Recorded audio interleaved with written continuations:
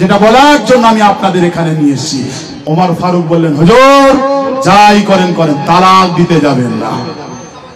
ইয়া রাসূলুল্লাহ, ইয়া হাবিবাল্লাহ, ও যুবকেরা, মুরব্বী বাজানেরা, মায়েরা, বোনেরা, মহিলারা, আল্লাহ রাসূলের সাহাবা বলতে লাগলেন, ওয়াল্লাহ বাগে নবী, ওয়াল্লাহ বাগে নবী, ও আল্লাহ বাগে রাসূল, আপনি যদি আম্মা জান আয়েশাকে তালাক দিয়ে দেন, আপনি যদি আম্মা জান আয়েশাকে তালাক দিয়ে দেন, কিয়ামত পর্যন্ত আমার ভাই আবু বকরের বাড়িতে কান্না বন্ধ হবে না।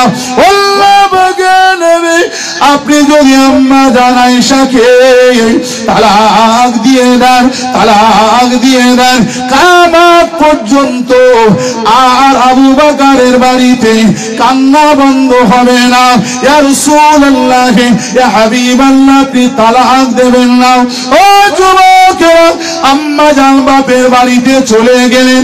আল্লাহ রাসূলের সাহাবী আবু বকর সিদ্দিক রাদিয়াল্লাহু তাআলা কথা বলেন না। আল্লাহ রাসূলের সাহাবীর বিবি আম্মা জান আয়েশা সিদ্দিকার মা কথা বলেন না।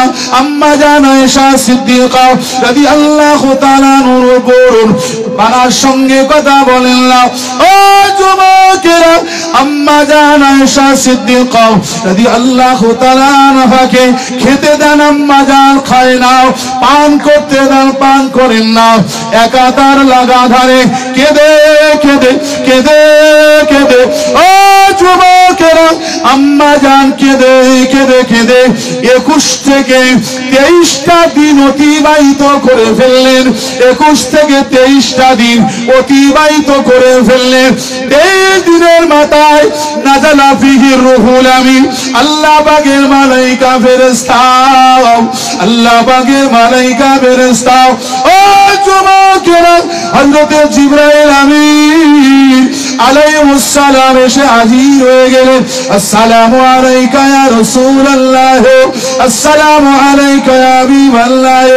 আল্লাহ বলেন, আপনি আম্মা জানের উপরে যে তোহমত এসে গেছে, যে বদনাম এসে গেছে, আল্লাহ পাকে নবী, ওটা আপনি বিশ্বাস করবেন না, ওটা বিশ্বাস করবেন না। ওটা মুনাফিকরা ইসলামের উপরে বদনাম করার জন্য এটা ষড়যন্ত্র করেছে। আম্মা জান তাহেরা, আম্মা জান হলো পবিত্র, আম্মা জান হলো নিষ্কলঙ্ক। একবার জোরে জোরে বলুন সুবহানাল্লাহ।